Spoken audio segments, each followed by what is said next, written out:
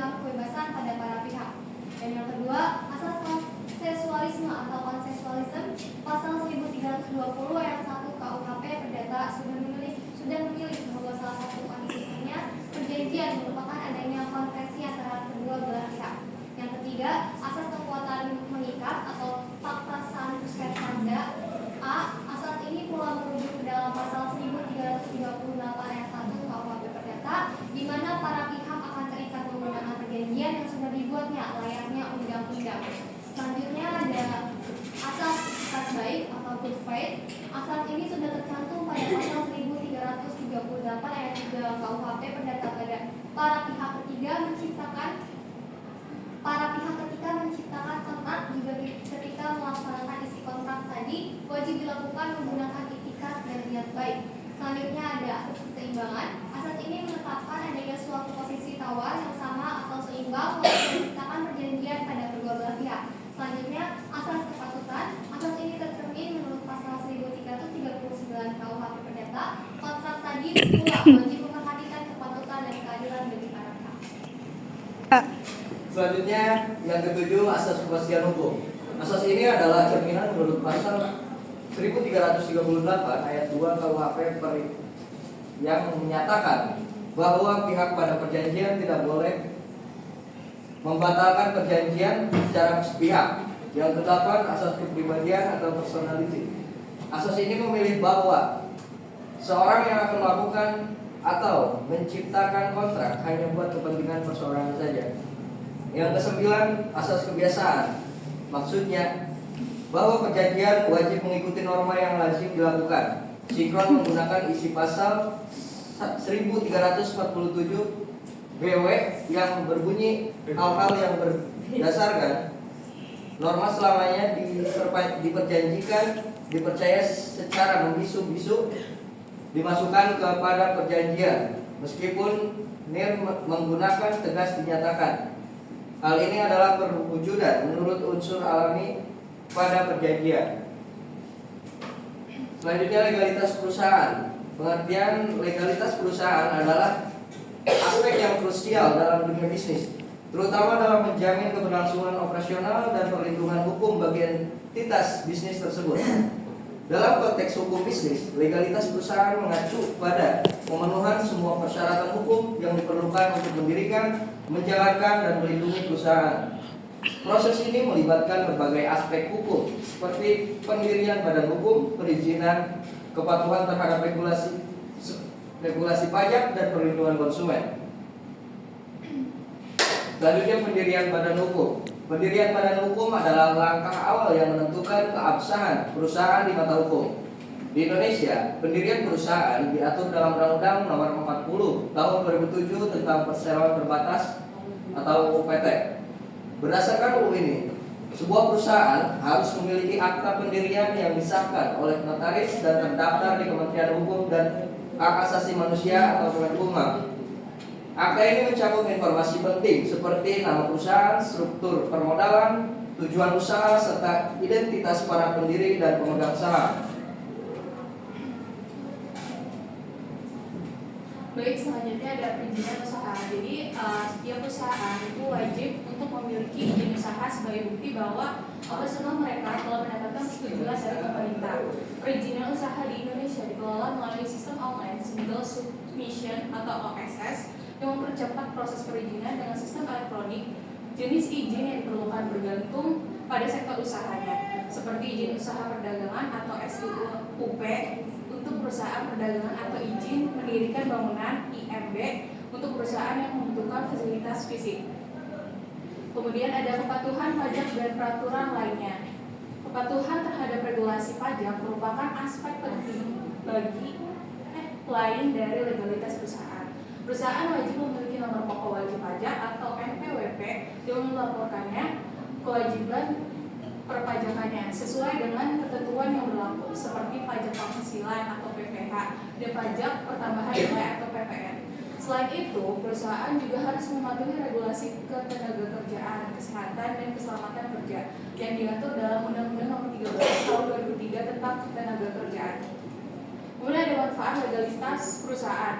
Legalitas memberikan perlindungan hukum kepada perusahaan dan para pemangku kepentingannya. Perusahaan yang legal memiliki akses lebih luas terhadap pendanaan, baik dari perbankan maupun investor. Selain itu, legalitas meningkatkan kepercayaan pelanggan dan mitra bisnis, memperkuat citra perusahaan, dan meminimalkan risiko hukum yang dapat mengganggu operasional. Kemudian terakhir kesimpulan, jadi hukum perikatan dan kontrak berfungsi sebagai dasar hubungan hukum yang mengatur hak dan kewajiban para pihak. Untuk kontrak dapat dianggap sah secara hukum, terdapat 4 syarat yang harus dipenuhi, yaitu persetujuan para pihak, kapasitas para pihak, objek yang jelas, dan alasan hukum. Selain itu, legalitas perusahaan menjadi aspek krusial untuk memastikan bahwa entitas bisnis beroperasi sesuai dengan peraturan yang berlaku. Ketidakpatuhan terhadap hukum dapat mengakibatkan kerugian finansial dan risiko hukum yang merugikan reputasi perusahaan. Oleh karena itu, pemahaman yang mendalam tentang prinsip-prinsip hukum ini sangat penting bagi pelaku usaha, akademisi, dan masyarakat luas. Mungkin sekian dari kelompok kami. Apakah ada dari kelompok lain yang bertanya? Silakan.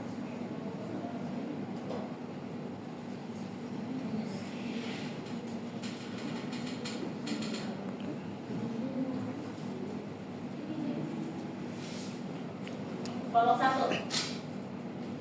Silakan kelompok 1 bertanya. Perkenalkan, nama saya Dewi Sabina dari kelompok 1. Saya izin bertanya, apa yang dimaksud dengan hukum perikatan dalam konteks kontrak? Perkenalkan, saya Frida Renata dengan PM 1220-2026 dari kelompok 5. Izin bertanya, apa saja sih dokumen yang diperlukan untuk mendirikan perusahaan yang berbadan hukum? Perkenalkan, nama saya Ririn Widiawati Ananda dengan NPM 122020250. Apa konsekuensi hukum jika suatu perusahaan beroperasi tanpa legalitas?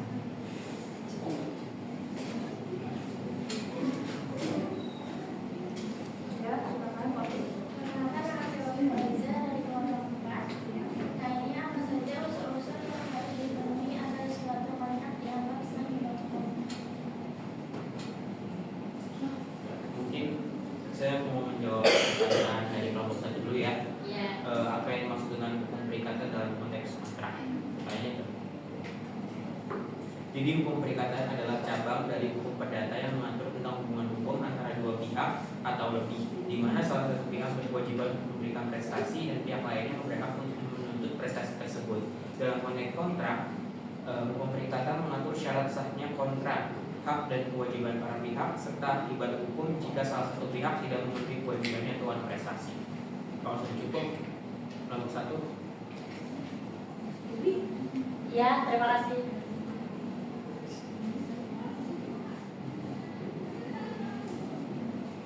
Jadi saya akan jawab dari kelompok 5, yaitu apa saja dokumen yang diperlukan untuk mendirikan perusahaan yang berbadan hukum. Jadi dokumen-dokumen yang biasa diperlukan untuk mendirikan perusahaan berbadan hukum, yang pertama akte pendirian perusahaan yang dibuat oleh notaris, kedua surat keputusan Menteri Hukum dan HAM untuk pengesahan badan hukum, yang ketiga nomor induk berusaha melalui sistem OSS, yang keempat izin usaha sesuai bidang perusahaan, yang kelima NPWP perusahaan, yang keenam domisili perusahaan, yang ketujuh dokumen pendukung lainnya sesuai dengan jenis usaha seperti ABDAL atau izin khusus. Mungkin cukup. Terima kasih.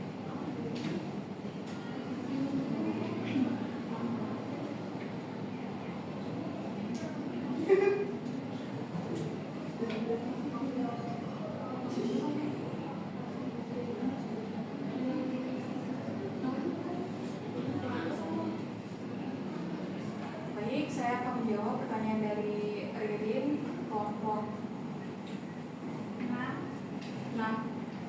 Kelompok 6.